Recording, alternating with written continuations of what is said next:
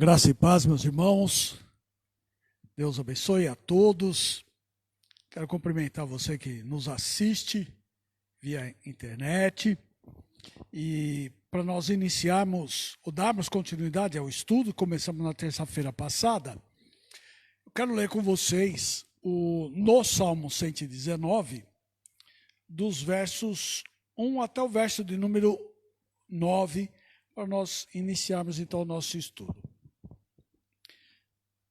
Deixar alguns instantes para que você também procure na sua Bíblia o Salmo 119, a partir do verso de número 1, que diz assim: Bem-aventurados os irrepreensíveis no seu caminho, que andam na lei do Senhor. Bem-aventurados os que guardam as suas prescrições e o buscam de todo o coração. Não praticam iniquidade e andam nos seus caminhos. Tu ordenaste os teus mandamentos, para que os cumpramos à risca. Tomara sejam firmes os meus passos, para que eu observe os teus preceitos. Então, não terei do que me envergonhar, quando considerarem todos os teus mandamentos. Render-te-ei graças com integridade de coração, quando tiver aprendido os teus retos juízos. Cumprirei os teus decretos, não me desampare jamais. De que maneira poderá o jovem guardar puro o seu coração? Observando segundo a tua palavra. Que Deus abençoe a leitura da sua palavra aos nossos corações. Eu quero orar com os irmãos para nós iniciarmos então o estudo. Feche os seus olhos, baixe a sua cabeça. Vamos buscar o Senhor em oração. Santo e eterno Deus, nós te agradecemos, ó Pai, pelo dia de hoje, porque fomos supridos, Senhor, das nossas necessidades, fomos protegidos pela tua graça, fomos dirigidos pelo teu bom Espírito. Te agradecemos, ó Pai, pelas realizações de hoje, esperando tê-las feito, Senhor, de forma melhor possível para te agradar. Te agradecemos, ó Pai, o instante agora que tu nos concedes de estarmos juntos para estudar a tua palavra. Que possamos, ó Deus, crescer não apenas no conhecimento, mas mudar as nossas atitudes de acordo com a tua palavra. Que nós tenhamos a coragem e o desvelo, Senhor, necessário para deixar os enganos e seguir, Senhor, de fato os teus retos caminhos. Nós te pedimos isto em nome de Jesus. Amém. Mais uma vez, vamos lá. Culto verdadeiro ou falso? Qual a diferença? Esse é o estudo que nós começamos na terça-feira passada. E antes de nós continuarmos o estudo, eu queria complementar uma informação que eu dei, uma resposta a uma pergunta que foi feita a respeito do dízimo. Eu disse que aqui na minha igreja, o dízimo, ele é dado 2 vezes ao mês, no segundo e no quarto domingo. Isso não é bíblico, não faz parte do culto, não é? Mas são variantes que nós podemos colocar no culto, não é? Então, o recebimento de dízimos e ofertas. Então, dízimos e ofertas, nós fazemos no segundo e no quarto domingo. Eu disse que o recebimento disso fica a cargo dos diáconos da igreja, que fazem o levantamento, a contagem dos dízimos e ofertas que foram dados. Isto é repassado ao tesoureiro da igreja. Esse dinheiro é colocado, então, numa conta bancária, como exige a legislação brasileira, Eu disse que eu, como pastor, e o presbítero, que é tesoureiro da minha igreja, somos responsáveis pela conta da igreja. Inclusive, o tesoureiro responde com os seus bens qualquer coisa que dê errado, né? Dinheiro que falte na conta da igreja. Eu disse que existe uma comissão de exame do livro da tesouraria. Essa comissão é composta de irmãos da igreja que fazem essa verificação, tudo que entrou, tudo que saiu, nota fiscal, tudo apresentam um relatório. Esse relatório vai para o conselho da igreja. Se tiver alguma coisa em divergência, o tesoureiro e o pastor são chamados para explicar. Além disso, e essa informação que estava faltando, existe também aqui na nossa igreja uma assembleia ordinária que se faz no começo do ano.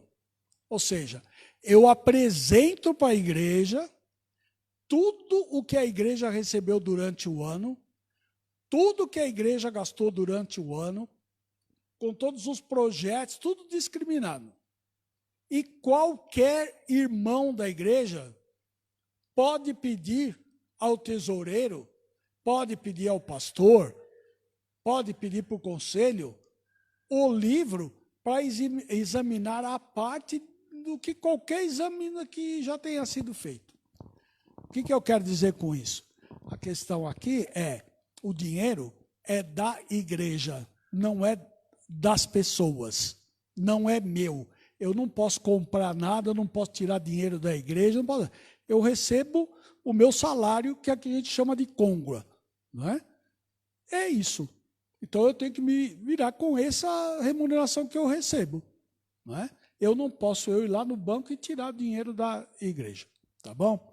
Então os irmãos ficam sabendo que aqui funciona assim, ou seja, a gente tem que dar ciência para os irmãos como é que nós estamos gastando o dinheiro suado que cada um recebe para ajudar na causa do Senhor.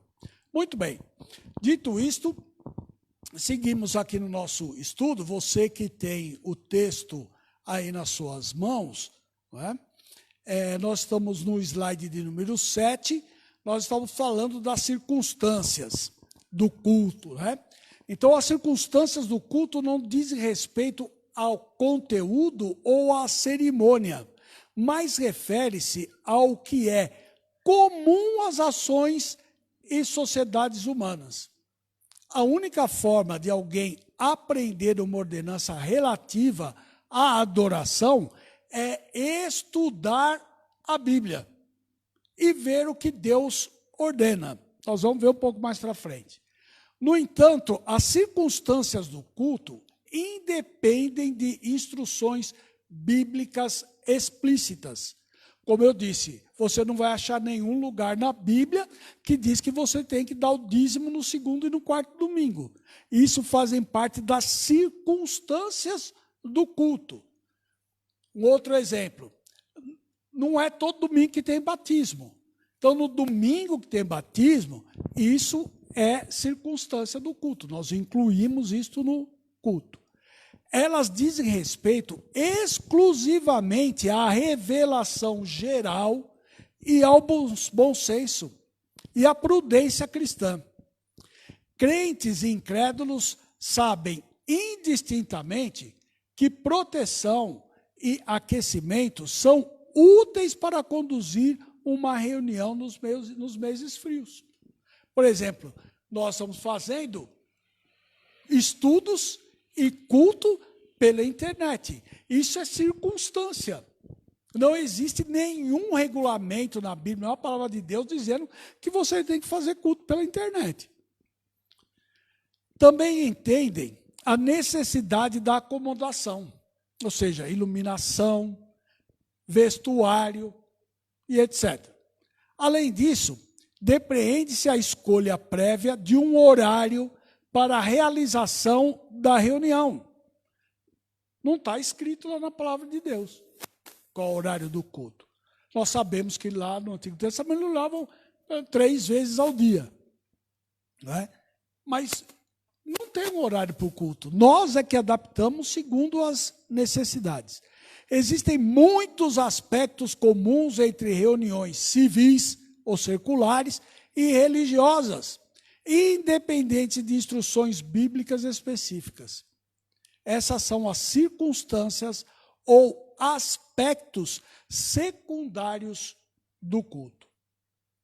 Então, a gente tem um quadrinho aí, no slide de número 8, ordenanças referentes ao culto versus circunstância. Aí saiu um 7, mas no lugar desse 7 é um X, tá?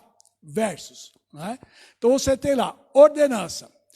Pregação a partir da Bíblia.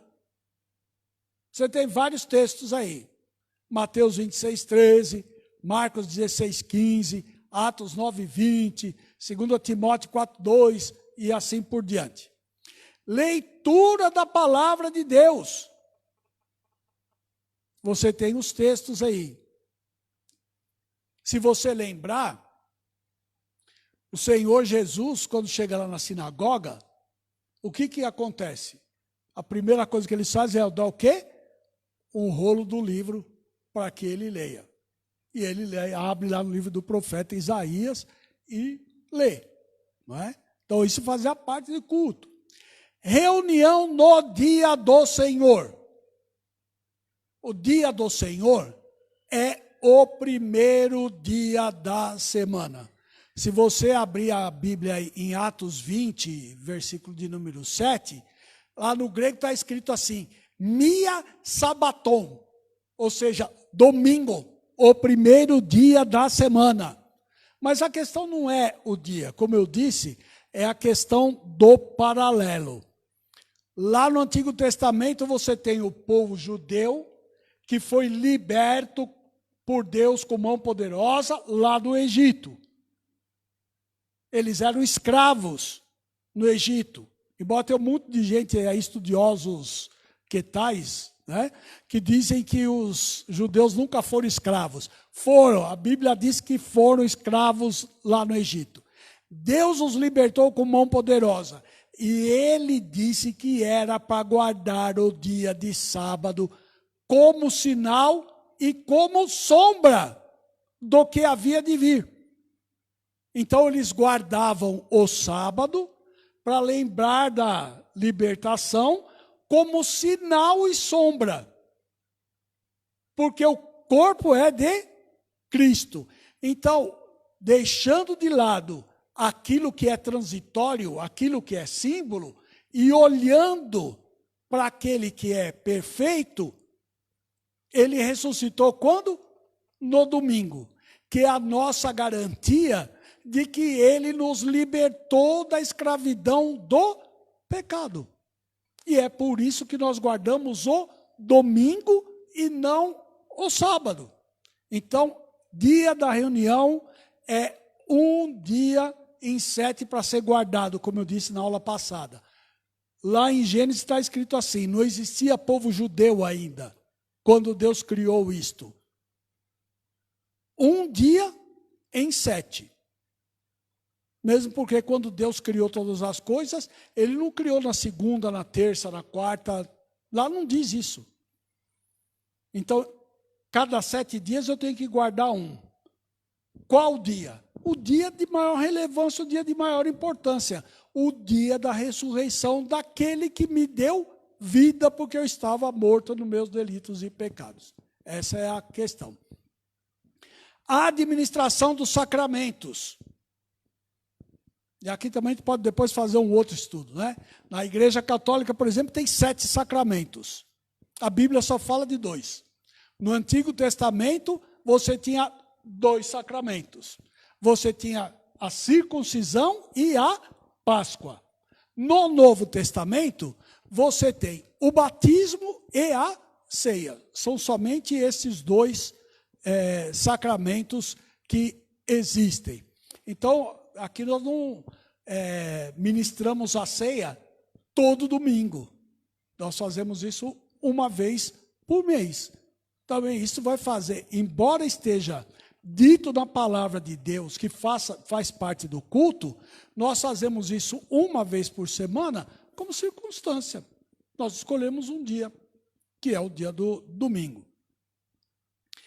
A audição da palavra de Deus, ou seja, as pessoas precisam escutar a pregação da palavra de Deus. Por isso o culto público. Oração a Deus, cântico de salmos e hinos e cânticos espirituais. Calvino, na igreja de Genebra, que ele dirigia, ele cantava os salmos. Nós já tivemos aqui na igreja um cantor cristão, né, como dizem outras denominações, que chamava salmos e hinos. Né? Hoje, para nós, é um novo cântico, onde nós temos hinos, mas também nós cantamos cânticos espirituais. E muitos deles é que mora o perigo. Não que nos hinários que nós usamos não os tenham, mas nós temos que tomar muito cuidado com a questão de cânticos espirituais. Por quê? Porque, às vezes, para preservar o direito autoral, o direito do autor que compôs lá o cântico, nós interferimos no direito de Deus de dizer aquilo que ele não disse. Nós precisamos tomar muito cuidado com isso, meus irmãos. Circunstâncias, estrutura da reunião da igreja. Isso foi sendo desenvolvido ao longo do tempo. Jesus Cristo não instituiu nem presbítero, nem diácono, não colocou uma organização formal na igreja. Conforme a igreja foi crescendo, houve a necessidade de se fazer certas adequações. Então, os diáconos foram um dos primeiros ofícios a ser criado na igreja. É só você ler lá no livro de Atos. Local da reunião da igreja. Onde nós vamos nos reunir? Então nós temos o templo, onde a igreja se reúne. A igreja somos nós. O local da reunião é o templo. Roupa para a reunião. O apóstolo Paulo é que dá maiores detalhes, embora também exista lá em Deuteronômio 22:5, qual a roupa que você deve usar no culto. O apóstolo Paulo nos diz que nós devemos estar decentemente trajados.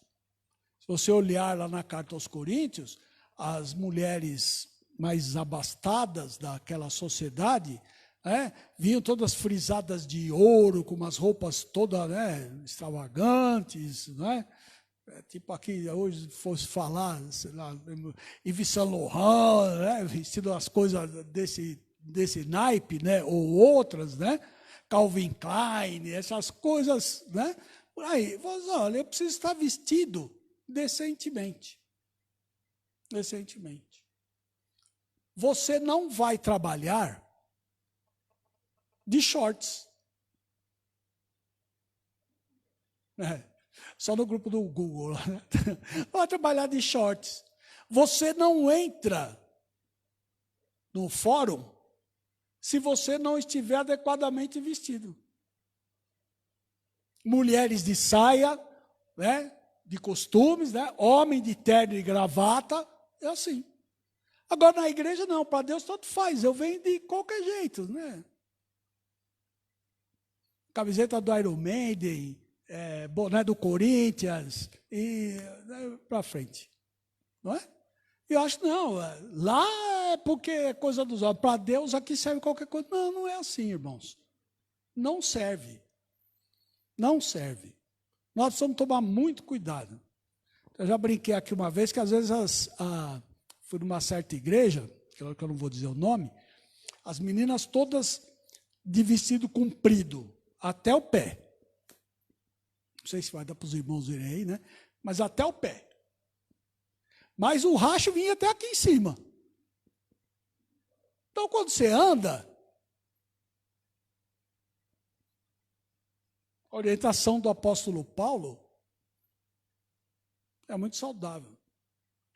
Ele fala, não useis dessas coisas por causa dos santos que há na igreja. E santo aqui não é anjo, não é o pastor, as pessoas que estão dentro da igreja. Toma cuidado, né? Tanto homens como mulheres, né? De não colocar o nosso corpo para dar asa à concupiscência. É isso que diz a palavra de Deus. Slide 9. Note que todos os elementos devem ser aprendidos da palavra de Deus. Tudo que se encontra, os elementos em verde, estou falando do slide anterior, que tem ordenanças e circunstâncias, né? As ordenanças estão em verde, as circunstâncias estão em vermelho. Então, vamos lá de novo. Note que todos os elementos verdes devem ser aprendidos da palavra de Deus. E tudo que se encontra em vermelho é circunstância, como a todos os habitantes do universo criado por Deus. As ordenanças do culto são limitadas. O que quer dizer isso? Eu não tenho espaço para ficar colocando coisas dentro do culto, seguindo a forma e o conteúdo que Deus determinou. Então, são limitadas numericamente pela revelação divina. As circunstâncias do culto são praticamente de número infinito, baseando-se no bom senso de homens guiados pela prudência cristã. Pelo fato de o homem ter sido criado à imagem de Deus e dada a sua necessidade de viver em função da realidade divina criada, ele de viver e agir de acordo com essa necessidade, né? Então, existe uma realidade. Qual é a realidade? Aquilo que está na palavra de Deus. E eu preciso viver de acordo com essa realidade. Vamos lá. As pessoas não necessitam de instruções explícitas da Bíblia para vestir um casaco quando a temperatura exterior chega, por exemplo, aos 5 graus centígrados. Não precisa. Você sabe que precisa usar um casaco. Porém, os homens precisam de instruções claras da Bíblia sobre como se aproximar do Deus infinitamente santo. Essa que é a questão. Mais ou menos o seguinte: eu não posso tratar Deus como meu igual. Chamar Deus de você. Tem um monte de música hoje que chama Deus de você. Tem uma pessoa aí do mundo, né, que falava, né, aquele cara lá de cima. Não pode. Eu posso chamar o meu igual de você. Eu posso dizer, você que está me assistindo, porque você é homem como eu, ou é um ser humano como eu. Agora, eu não posso dizer isso de Deus. Existe um abismo abissal entre mim, que sou pecador, e Deus que é santo, santo, santo. E eu preciso levar isso em consideração. O princípio regulador do culto é ensinado por toda a Bíblia. Infelizmente, nós temos perdido este ensino nas igrejas. Ninguém mais fala a respeito do princípio regulador do culto. É por isso que eu estou fazendo esse estudo. Segue-se o exame das diversas passagens bíblicas que comprovam a proibição de tudo o que não é ordenado na Escritura a respeito do culto a Deus. as ordenanças do culto devem basear-se especificamente nas afirmações divinas, não em opiniões ou tradições humanas. Tem muita igreja hoje que faz um corolário lá de coisas que você não pode. Então, ou não pode usar saia, não pode usar calça, não pode cortar o cabelo, pinta a boca, não pinta a boca, pinta a face, não pinta a face, usa anel, não usa anel. Não existe essa orientação bíblica. Você precisa portar-se convenientemente.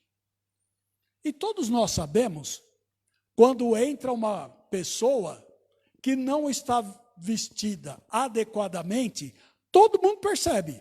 Por quê? Porque isso faz parte do senso comum. Todo mundo vai ver. Né? Vamos supor, eu sou pastor aqui na igreja. Se eu chegar aqui no domingo para pregar de camiseta regata, calça jeans e boné, o que o pessoal vai falar para mim? O que vai olhar? Vai dizer assim, o pastor está louco. Porque o bom senso não diz que é desta forma. Por quê? Porque embora eu seja pecador como qualquer outro, mas embora justificado, graças a Deus, eu tenho responsabilidade. E querendo ou não, eu sou espelho para a minha comunidade.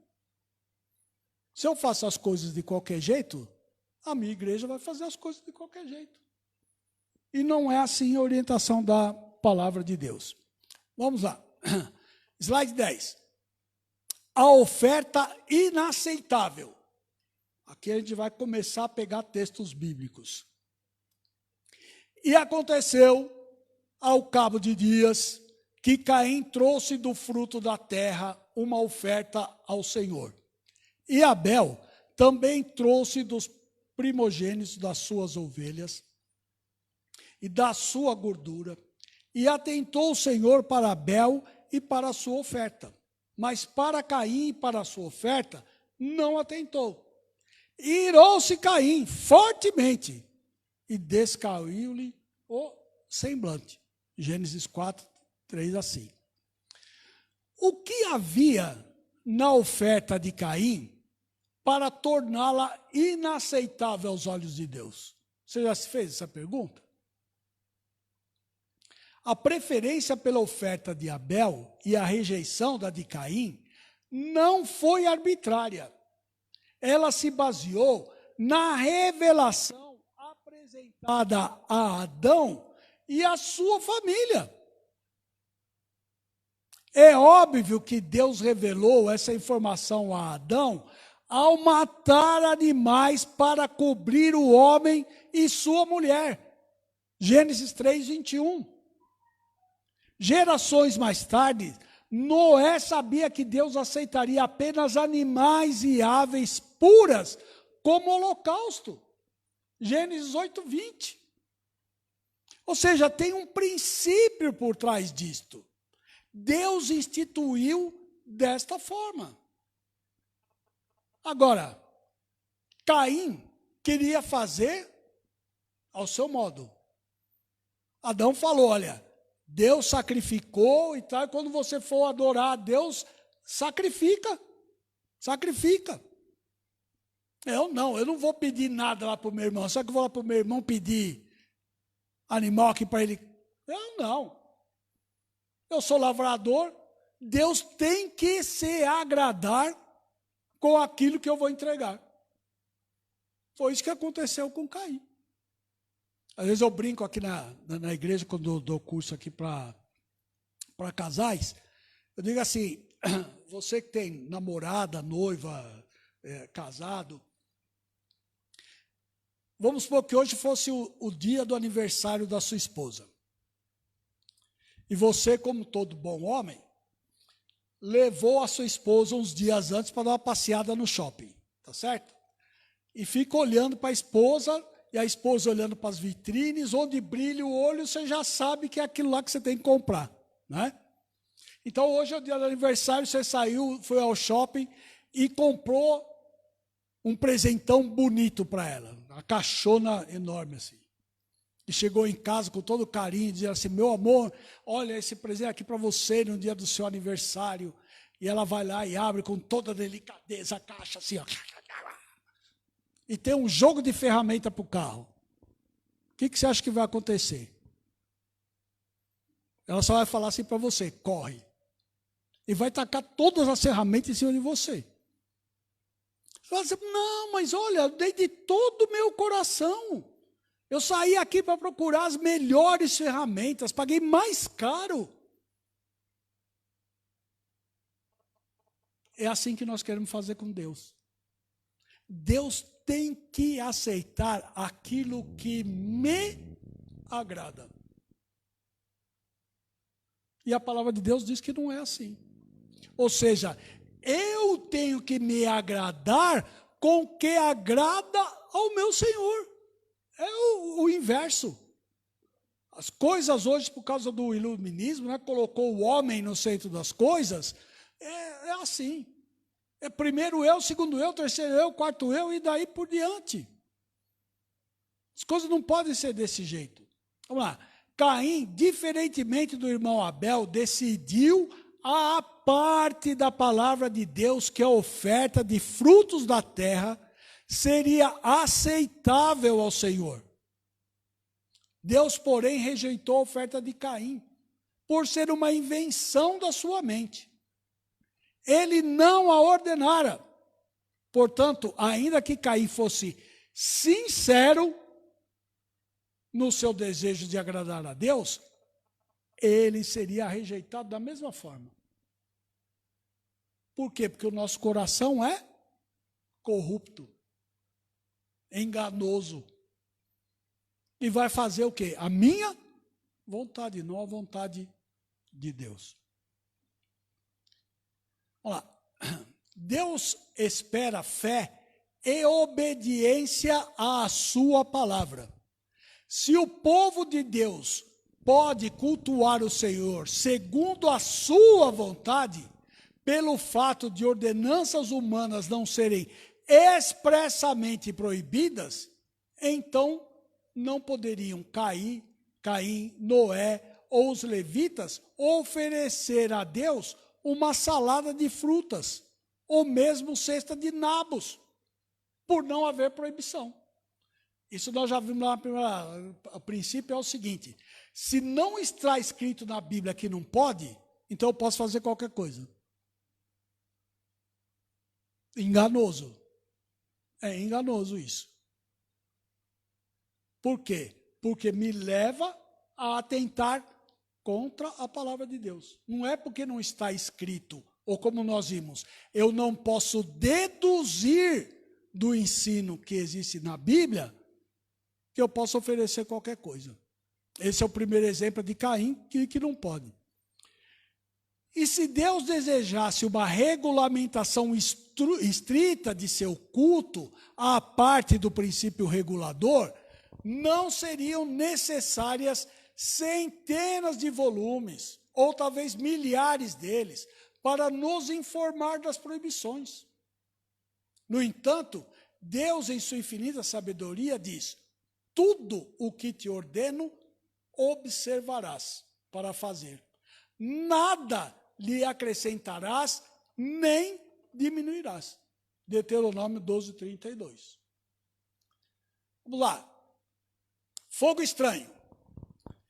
E os filhos de Arão, Nadab e Abiú, tomaram cada um o seu incenso e puseram neles fogo. E colocaram incenso sobre ele e ofereceram fogo estranho perante o Senhor, o que não lhes ordenaram. Então saiu fogo de diante do Senhor e os consumiu, e morreram perante o Senhor. Levítico 10, 1 e 2. Qual foi o pecado deles? Qual foi o pecado deles? Seu pecado foi o oferecimento de fogo estranho. Portanto, o texto diz que eles ofereceram fogo estranho, o que Deus não lhes ordenara. Contudo, onde Deus o proibiu de fazer? Deus não disse que não podia. Onde encontramos que Deus lhes proibiu o oferecimento de fogo estranho ou a designação do oferecimento de apenas um tipo de fogo? Não existe texto na Escritura que possa achar, do começo de Gênesis até esse ponto, onde Deus tenha dito terminantemente, de maneira expressa, oferecerás apenas um tipo de fogo. No entanto, aqui eles foram consumidos por Deus com fogo, por terem oferecido fogo estranho. Quem rejeita o princípio regulador do culto divino, enfrenta um problema real para explicar esse texto. Alguns afirmam que Nadab e Abiú foram condenados por terem oferecido incenso estranho, por sua condenação expressa em Êxodo 39. Depois o irmão pode ler. Porém, o texto não diz incenso estranho, mas diz fogo estranho. Outros declaram que lhes faltava sinceridade ou que estavam embriagados. Entretanto, qual a razão nos apresenta o Espírito Santo para o juízo deles?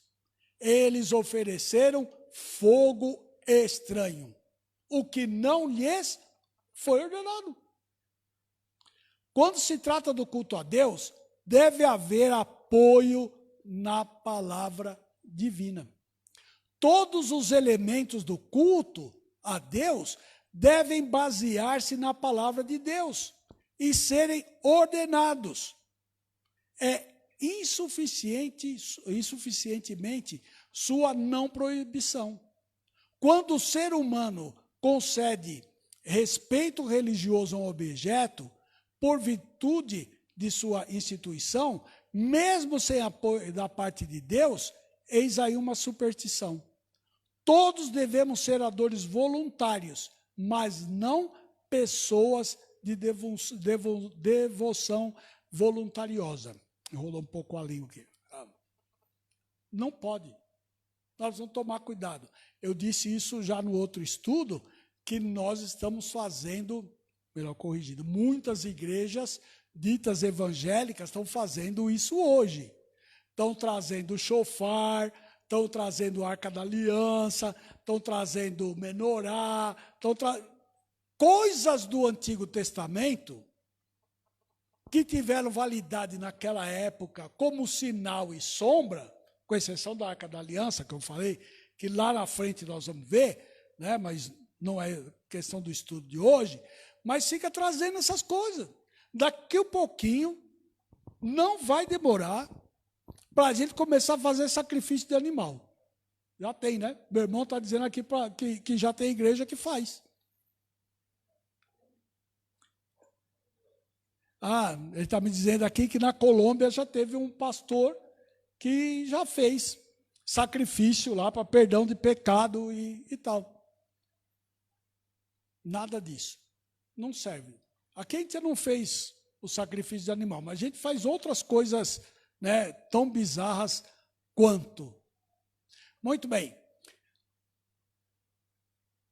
O erro de Davi e de seus homens.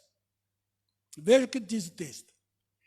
E puseram a arca de Deus em um carro novo e a levaram da casa de Abinadab, que está em Gibeá. E Uzá e Aiô, filhos de Abinadab, guiavam o carro novo. E levando da casa de Abinadab, que está em Gibeá, com a arca de Deus, Aiô ia adiante da arca. E Davi e toda a casa de Israel festejavam perante o Senhor, com toda a sorte de instrumentos de pau de faia, como também de harpas, e com saltérios, e com tamborins, e com pandeiros, e com símbolos. Ou seja, deixa eu fazer uma paradinha aqui para criar uma imagem aqui na mente nossa. Davi fez, sabe o quê? Igual se faz no carnaval para muita gente aí. Fez um carro bonitão. Ele diz aqui, ó, um carro novo. Você continua lendo o texto aqui, ó, levado por animais que nunca levaram canga, nunca puxaram nenhum carro, né? E vinha todo mundo lá no maior carnaval, pulando, dançando, festejando. Olha o que eles levavam. Marquem esse versículo, você que acompanha, marque esse versículo aí. Ele diz assim, ó, com toda sorte de instrumentos, pau de faia, harpa, saltério, tamborim, pandeiro, símbolos. E estava lá todo mundo, ó. Desculpa a comparação, né? Só faltou cantar atrás do trio elétrico, só não vai quem já morreu. Estava lá todo mundo na festança. Mas te festejavam, segundo eles, perante o Senhor. Parece que tem uma pergunta lá. Vamos lá. Pergunta do nosso irmão Felipe Moura. Oi, Felipe. Por que as pessoas fazem um famigerado apelo no final de uma pregação em algumas igrejas? Isso não é estranho ao princípio de culto? Visto que parece que estamos implorando para uma pessoa dar oportunidade a Jesus, não parece que com isso Jesus é um coitado suplicando a atenção das pessoas? E eu vou te dizer pior, Felipe. Felipe, né? Vou dizer pior, Felipe. Tem um cântico que nós cantamos que diz assim: morri na cruz por ti, que fazes tu por mim? Você está coberto de razão. Está coberto de razão. Está errado. Mostra, o princípio regulador do culto vai para a palavra de Deus. Olha aqui, né? Vem para a palavra de Deus, não é? Mostra para mim um único versículo de apelo. Não existe. Você não vai encontrar na Bíblia nenhum versículo de apelo. Mas ao contrário, quando você proclama a palavra de Deus, de acordo com a palavra de Deus, o arrependimento vem. Abra sua Bíblia lá em Atos e veja e leia a respeito da pregação de Pedro.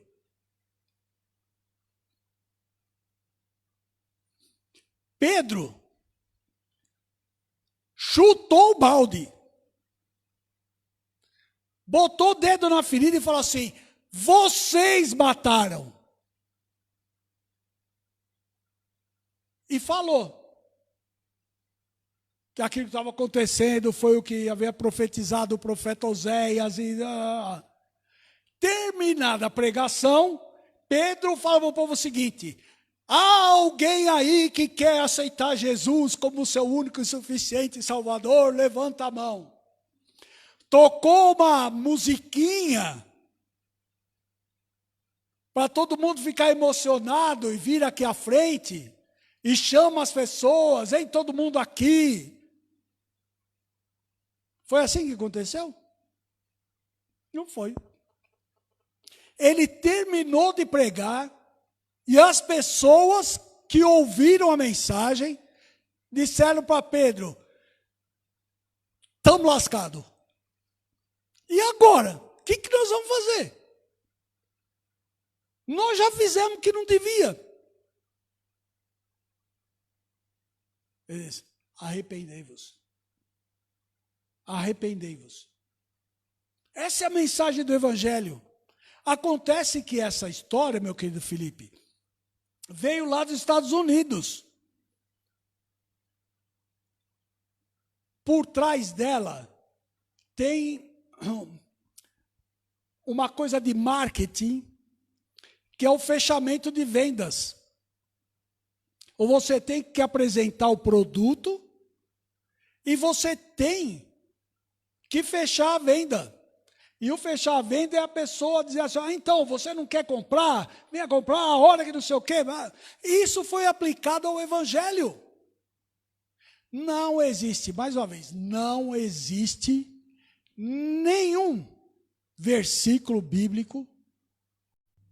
Não sei se eu fui claro o suficiente aí. Se não foi, você retruca aí, a gente continua falando. Vamos lá. Nós paramos aqui nos símbolos.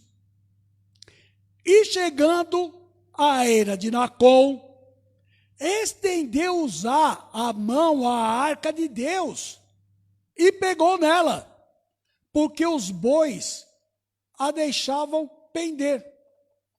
Ou seja, deu uma balançadinha na arca.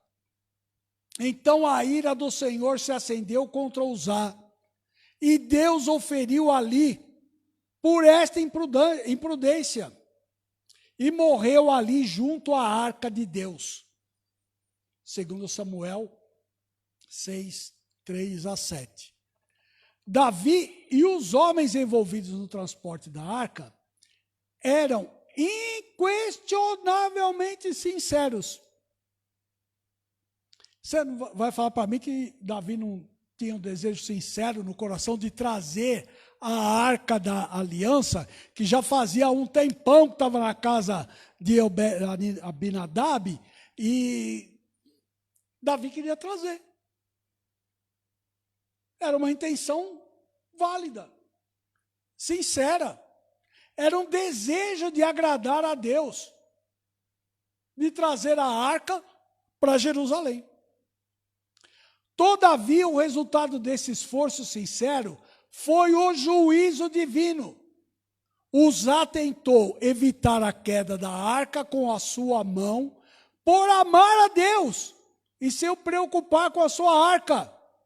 Porém, a despeito de toda a sua sinceridade e boas intenções, acendeu-se a ira de Deus e Deus matou Uzá. Por quê? Porque a questão toda era muito ofensiva a Deus. O fato de Uzá ter tocado na arca foi o ponto culminante das ofensas desse dia. Não foi a única ofensa. Várias ofensas aqui. Vamos lá. Os objetores do princípio regulador apostam no fato de Uzá ter sido morto por algo claramente proibido na lei de Deus. Isto é, tocar na arca. Deus já havia dito isso. Sim, é verdade que Uzá morreu pela violação de uma proibição explícita da lei. Veja lá, Números 4:15. No entanto, a análise do rei Davi a respeito daquilo que aconteceu de errado naquele dia inclui todos os envolvidos, não apenas Uzá. Davi faz uma pergunta para ele mesmo. Ele viu lá o que aconteceu, ele deixa a arca, volta lá para Jerusalém, coça a cabeça e diz assim: como é que eu vou fazer para trazer a arca do Senhor para Jerusalém? Aí ele lembrou. Veja a descrição. Porquanto vós, os levitas, não levaste a arca da primeira vez. Olha o que ele está falando. O Senhor nosso Deus fez rotura em nós, ou seja, nos castigou, porque não o buscamos segundo a ordenança. Aí o que eles fizeram? Santificaram-se pois, os sacerdotes e os levitas, para fazerem subir a arca do Senhor Deus de Israel. E os filhos dos levitas trouxeram a arca de Deus sobre os seus ombros, pelas varas que nela havia. Moisés tinha ordenado conforme a palavra de Deus. Veja, 1 Coríntios 15, de 13 a 15.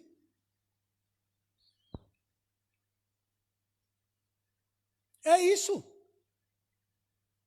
Todo mundo fez, como diz o texto aqui, a palavra é rotura contra Deus.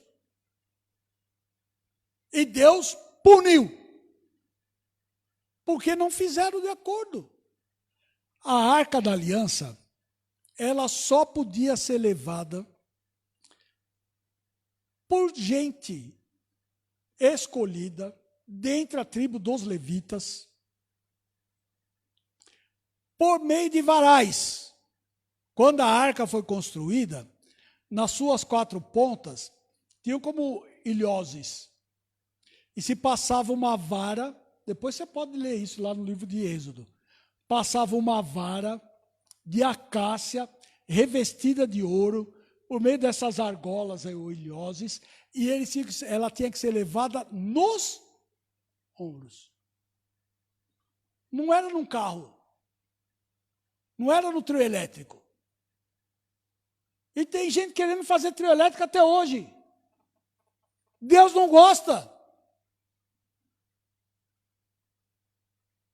Aí cutucando o pessoal que diz que Deus é ontem mesmo, hoje e sempre, não sei o quê, que obriga Deus a agir dessa maneira. Ué, Deus devia mesmo matar esse povo que faz essa coisa errada. Porque não faz de acordo com a vontade de Deus. Se você ler o texto,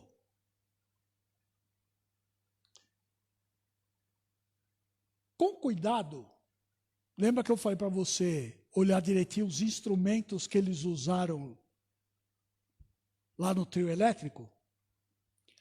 Olha os instrumentos que eles usaram da segunda vez que eles levaram a arca. Veja se você encontra algum instrumento de percussão. É sintomático. O pastor, você não quer bateria na igreja? Eu falo, não, olha o texto. Olha o texto. Por que será? Faça essa pergunta a você mesmo. Por que será que Davi, que foi quem instituiu o louvor com instrumentos, mandou retirar os instrumentos de percussão? Pergunte você mesmo. Pergunte para você mesmo.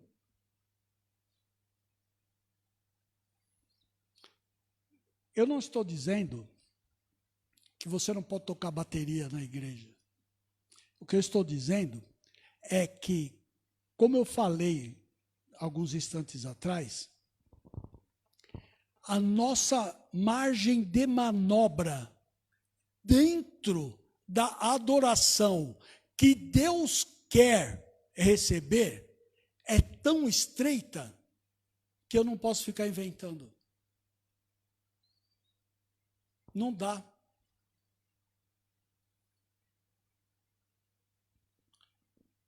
Eu tinha uma colega de serviço, que era evangélica, e ela cantava na igreja. E o conjunto dela chamava Pagode. Era um grupo de samba que tocava louvor. Assim. Deus tem que se agradar, porque é bom, é bonito. Aí fica todo mundo balançando na igreja lá, fica uma maravilha. Você tira o som, faz assim, ó, filma, tira o som e assiste. Duvido que você vai falar que aquilo é uma igreja. A não ser por causa, às vezes, do banco. Mas se você olhar qualquer roda de samba, é igualzinho. Deus não se agrada destas coisas. Pelo fato de Deus ter ordenado aos levitas para carregarem a arca com varas, Números 4, 6 e 15, era desnecessário proibir os homens de Judá de usar um carro de boi para transportá-la. Na Bíblia não está escrito que não pode usar carro de boi, mas está escrito que é para levar com vara, nos ombros. Tinha que carregar a arca. O rei Davi e seus homens deveriam ter consultado a lei de Moisés e obedecido a sua prescrição. Aliás, se você ler os versículos precedentes, você vai ver o seguinte, que Davi fez consulta de como trazer a arca. Ele consultou quem? Os cupincha, os seus comandantes, os anciãos. Não foi consultar Deus. Aí depois ficou todo brabinho porque Uzá morreu. Mas a culpa era dele, junto com os outros, mas o principal era ele.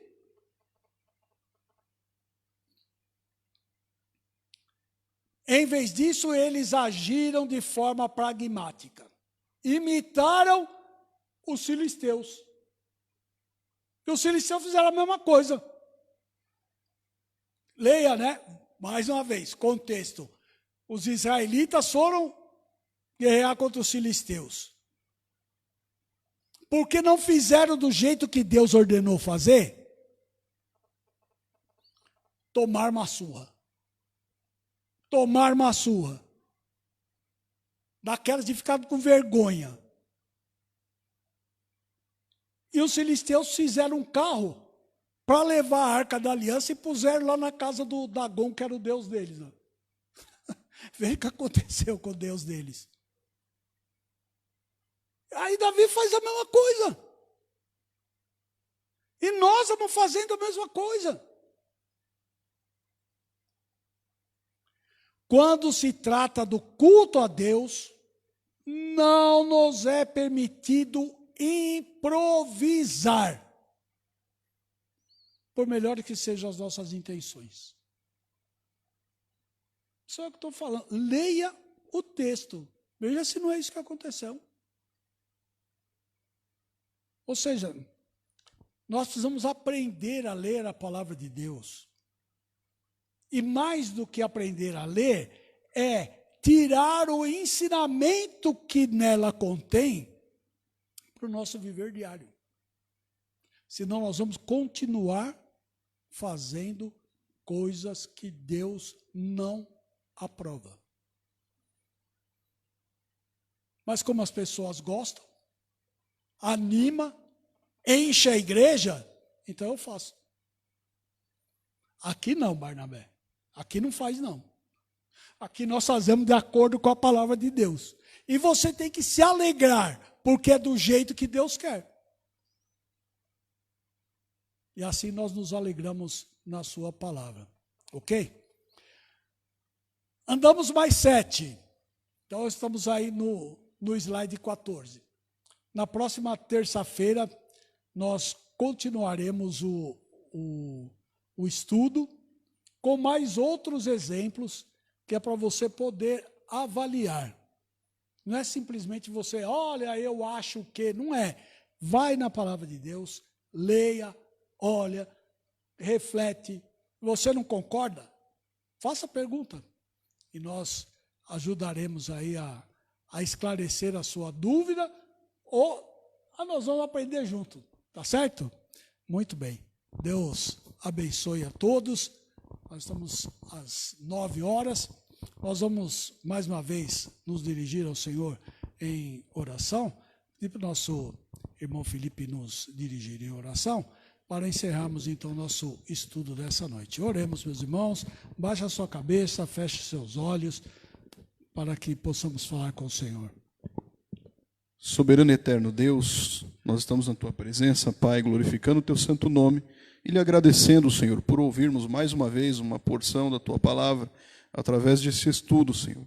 Ó Deus querido, que tudo quanto nós ouvimos nessa noite nós possamos observar de forma prática, Senhor, para que possamos glorificá-lo da forma com que tu nos orientas.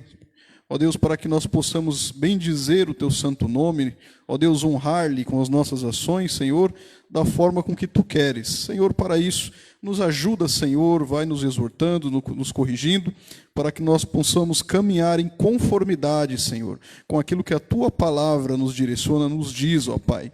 Ó Deus querido, nosso desejo é glorificar o teu santo nome. Para isso, Senhor, perdoa os nossos pecados, as nossas transgressões, aquilo que temos feito, Senhor, mesmo que de forma involuntária, que não foi do teu agrado. Ó Senhor querido, e vai, Senhor, nos moldando através da sua irrefutável palavra. Senhor querido, nós pedimos a tua bênção, Senhor, sobre a vida das pessoas que estiveram conosco assistindo esse estudo, que ainda irão assistir, Senhor, após o término dele, na página, Senhor, da igreja. Ó Deus, que a tua palavra penetre no coração deles, Senhor, e produza o efeito pela qual ela foi enviada.